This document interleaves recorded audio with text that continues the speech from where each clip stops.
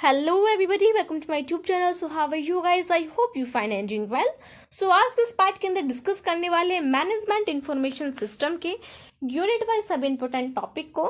MIS का जो आपका एग्जाम पेपर है वो आपका 16 मई में कंडक्ट होने वाला है। सो अभी आपके पास टाइम है, आपने करना क्या है, वीडियो को एंड तक देखना है। 3 ही यूनिट आपके एमआईएस के अंदर इंक्लूड है। सो तीनों ही यूनिट से आपके जितने भी मोस्ट इंपॉर्टेंट टॉपिक मैं आपको प्रोवाइड कर रही हूँ, सभी टॉपिक को आपको अच्छे से डिटेल में प्रिपेयर करते हुए चलना है ताकि आप एग्जाम के अंदर अच्छे मार्क्स गेन कर पाएं। क्लियर है? सो चलिए स्टार्ट करते हैं आज की इस वीडियो को।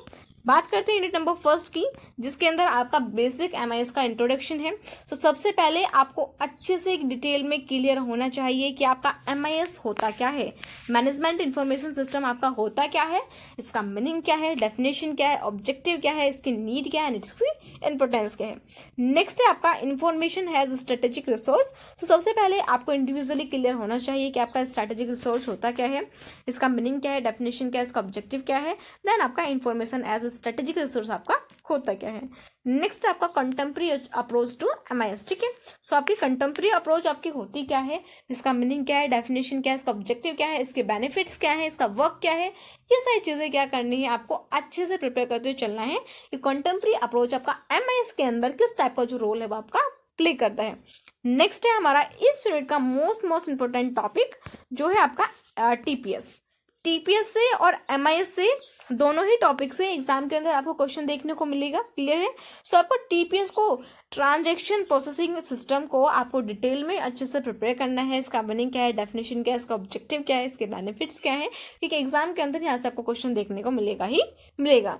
नेक्स्ट हम बात करते हैं कुछ मोस्ट रिपीटेटिव या मोस्ट एक्सपेक्टेड आपके क्वेश्चन की, जो एग्जाम के अंदर आपके इस यूनिट से क्वेश्चन आपके आ सकते हैं। क्लियर है? सो फर्स्ट है आपका explain MIS with features and objective. MIS को तो आपको अच्छे से क्लियर होना चाहिए कि इसका मीनिंग क्या है, डेफिनेशन क्या, ऑब्जेक्टिव क्या है, इसकी फीचर्स क्या है। नेक्स्ट है आपका difference between TPS and MIS. ठीक है, TPS transaction processing system and management information system, दोनों के बीच का जो डिफरेंस है टेबुलर फॉर्मेट में, वो भी आपको अच्छे से क्लियर होना चाहिए। नेक्स्ट है आपका role of IT in organisational change. So हमारा जो आईटी है वो ऑर्गेनाइजेशन में किस टाइप का जो रोल है वो प्ले करता है, किस तरीके से वो जो हमारे ऑर्गेनाइजेशनल चेंजेस हैं, इंटरनल एक्सटर्नल चेंजेस हैं, उन चेंजेस को किस तरीके से हैंडल करता है, उन चेंजेस में किस टाइप का जो रोल है वो प्ले करता है आईटी। तो ये भी क्या करना है, आपको अच्छे से प्रिपेयर करते हुए चलना है। सो ये क्या हमारा यूनिट नंबर फर्स्ट से कुछ इंपॉर्टेंट टॉपिक है। The first is MIS and the second is TPS. Next हम बात करते हैं यूनिट नंबर सेकंड की, जिसमें आपका जो फर्स्ट मोस्ट इंपॉर्टेंट टॉपिक है वो है आपका डिसीजन मेकिंग मॉडल। सो सबसे पहले आपको इंडिविजुअली क्लियर होना चाहिए कि आपका डिसीजन मेकिंग होता क्या है, इसका मीनिंग क्या है, डेफिनेशन क्या, ऑब्जेक्टिव क्या है। देन डिसीजन मेकिंग का आपका प्रोसेस क्या है, ये मॉडल्स क्या है, किस टाइप का जो रोल है वो प्ले करता है, किस तरीके से एमआईएस में डिसीजन मेकिंग मॉडल हेल्प करता है। तो ये सारी चीजें क्या करनी है, आपको अच्छे से क्लियर करते हुए चलना है। नेक्स्ट है आपका हर्बर्ट साइमन मॉडल। तो ये भी क्या है, एग्जाम पॉइंट ऑफ से आपका इंपॉर्टेंट मॉडल है। सो हर्बर्ट साइमन मॉडल को क्या करना है, आपको डिटेल में प्रिपेयर करना है। साइमन मॉडल आपको किसने दिया, कब दिया, क्या इसका वर्क है, एमआईएस के अंदर ये किस टाइप का जो रोल है वो प्ले करता है। तो ये सारी चीजें क्या करनी है, आपको साइमन मॉडल से रिलेटेड अच्छे से प्रिपेयर करना है। नेक्स्ट है आपका डीएसएस, जीडीएसएस एंड ईआईएस। ठीक है, सो तीनों की जो फुल फॉर्म है वो आपको अच्छे से क्लियर होना चाहिए, तीनों का रोल आपको अच्छे से क्लियर होना चाहिए एंड तीनों के एडवांटेजेस एंड डिसएडवांटेजेस आपको अच्छे से क्लियर होने चाहिए। नेक्स्ट आपका एट्रीब्यूट्स टू गुड इन्फॉर्मेशन। सो आपका हमारा जो एमआईएस है, जो हमारा डिसीजन मेकिंग है, वो गुड इन्फॉर्मेशन के अंदर किस टाइप के एट्रीब्यूट्स करता है, किस टाइप के जो एप्लीकेशंस है वो हमें देता है। तो ये भी आपको अच्छे से क्लियर करते हुए चलना है। नेक्स्ट हम बात करते हैं मोस्ट रिपीटेटिव क्वेश्चन या फिर मोस्ट एक्सपेक्टेड क्वेश्चंस की, जो इस यूनिट से आपके आ सकते हैं। The first is explain Herbert Simon decision making model. ठीक है, सो आपने क्या करना है, साइमन डिसीजन मॉडल को आपको अच्छे से प्रिपेयर करते हुए चलना है, क्योंकि एग्जाम के अंदर यहाँ से क्वेश्चन आपका बन सकता है। नेक्स्ट आपका difference between DSS and EIS. ठीक है, तो डीएसएस और ईआईएस के बीच में जो आपका डिफरेंस है, जो इनका individually meaning, benefit and objective है, या इन दोनों के बीच का जो डिफरेंस है वो आपको अच्छे से क्लियर होना चाहिए। नेक्स्ट हम बात करते हैं types of information in decision making. ठीक है, सो किस टाइप की जो इंफॉर्मेशन है वो डिसीजन मेकिंग में क्या करती है, किस टाइप का रोल प्ले करती है, ये भी आपको अच्छे से क्लियर होना चाहिए।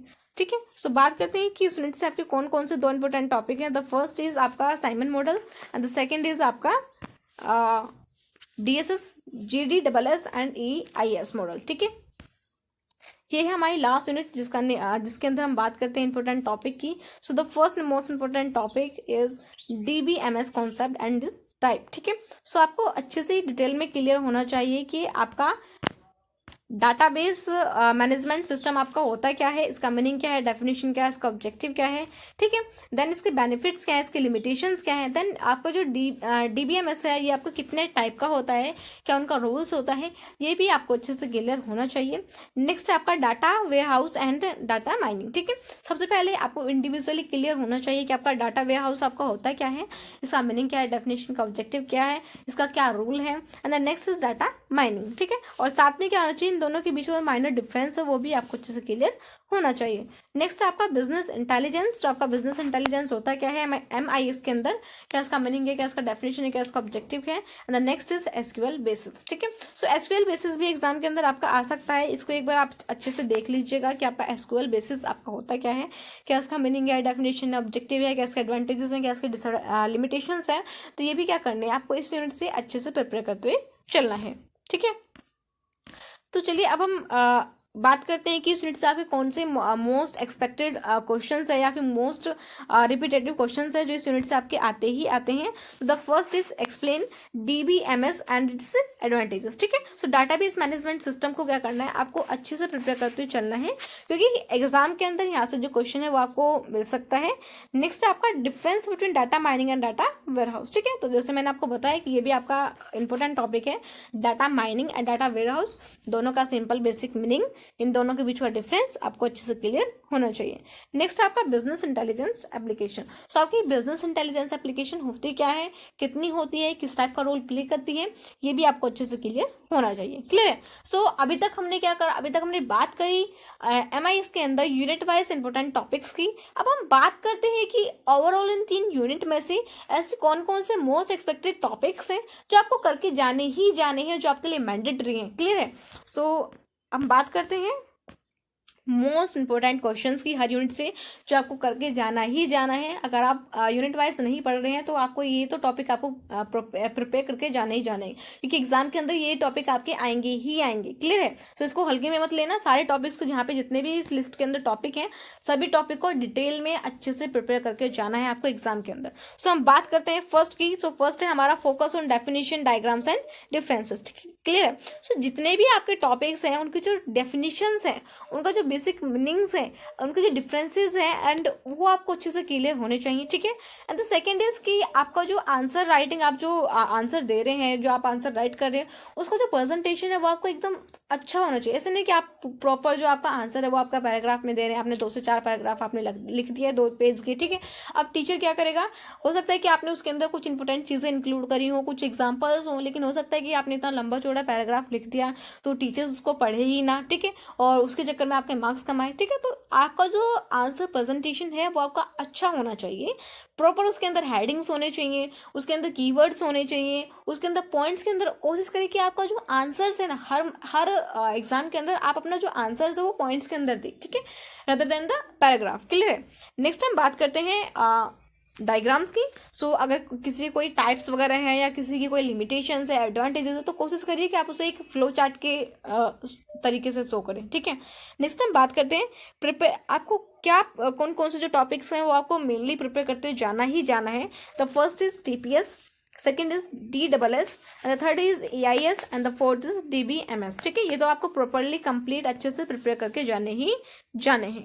नेक्स्ट हम बात करते हैं कि आपको जो साइमन मॉडल है, मैंने बताया था कि ये भी एग्जाम पॉइंट ऑफ व्यू से मोस्ट इंपोर्टेंट है, तो साइमन मॉडल को आपको अच्छे से डिटेल में प्रिपेयर करते हुए चलना है, क्योंकि एग्जाम के अंदर साइमन मॉडल हर बार आता है और इस बार भी आने के मोस्ट चांसेस है। क्लियर है। नेक्स्ट है कि आपका जो data mining and data warehouse है, ये भी एग्जाम पॉइंट ऑफ व्यू से आपका मोस्ट इंपोर्टेंट टॉपिक है, तो डाटा माइनिंग और डाटा वेयर हाउस को भी आपको अच्छे से प्रिपेयर करते हुए चलना है। नेक्स्ट इज कि मैंने आपको क्लियर कर ही दिया कि आपको अपने जो आंसर है वो किस में देने हैं, आपको पॉइंट्स में देने हैं और प्रॉपर उसके अंदर हेडिंग्स होने चाहिए। आप उसको जो भी आपकी हेडिंग्स है या फिर जो भी आपके कीवर्ड्स है उन्हें हाईलाइट करिए, ताकि जो टीचर्स है वो आपको मेन चीज़ें देके और उसके बेस पे आपको नंबर दे दें। क्लियर है। नेक्स्ट है, मैंने आपको ये भी क्लियर कर दिया कि आपको प्रॉपर फ्लो चार्ट्स, डायग्राम्स आपको यूज करने हैं ताकि आपको जो आंसर्स है वो अट्रैक्टिव लगे और जो टीचर्स है वो इजिली अंडरस्टैंड कर पाए कि आप इस आंसर के अंदर क्या बताने की कोशिश कर रहे हैं। क्लियर है। नेक्स्ट है कि आपको क्या करना है, सभी टॉपिक्स के जो आपके एडवांटेजेस हैं, उसका ऑब्जेक्टिव है, उसकी एप्लीकेशंस हैं, उसकी लिमिटेशंस हैं, ये 3 चीज़ें आपको अच्छे से प्रिपेयर करते हुए चलना है। क्योंकि एग्जाम के अंदर यहाँ से क्वेश्चन आता ही आता है कि आपको कोई एक सिंपल एक आपको टॉपिक दे दिया, ठीक है, डिटेल में मान लो कि कोई आपका जो क्वेश्चन है वो आपका लॉन्ग में आया है, तो एक आपको टॉपिक दे दिया, उसके आपसे बेनिफिट पूछ लिए, ऑब्जेक्टिव पूछ लिया, उसके लिमिटेशंस पूछ लिए, एप्लीकेशंस पूछ ली, ठीक है। तो इसी टाइप के मोस्टली आपके क्वेश्चंस आते हैं। तो आपने करना क्या है कि जितने भी आपके डेफिनेशंस हैं, ऑब्जेक्टिव है, लिमिटेशंस है, एप्लीकेशंस है, इनको आपको अच्छे से प्रिपेयर करते हुए चलना है, ठीक है। सो ये कुछ आपके ऐसे टॉपिक्स हैं जो आपके एग्जाम पॉइंट ऑफ व्यू से मोस्ट इंपॉर्टेंट है। एंड आई होप कि जो सारी चीज़ें हैं ये आपको क्लियर हो गई हैं कि आपको हर यूनिट में से मेनली किस टॉपिक के ऊपर आपको ज़्यादा फोकस करते हुए चलना है, ठीक है। अगर आप यूनिट वाइज नहीं पढ़ रहे हैं तो ये 3-4 टॉपिक तो आपको करके जाने ही जाने हैं। क्लियर है। अगर आपको कोई डाउट है तो प्लीज़ कमेंट सेक्शन के अंदर आप मुझसे पूछिएगा, मैं आपका आंसर आपको आंसर करूंगी, ठीक है।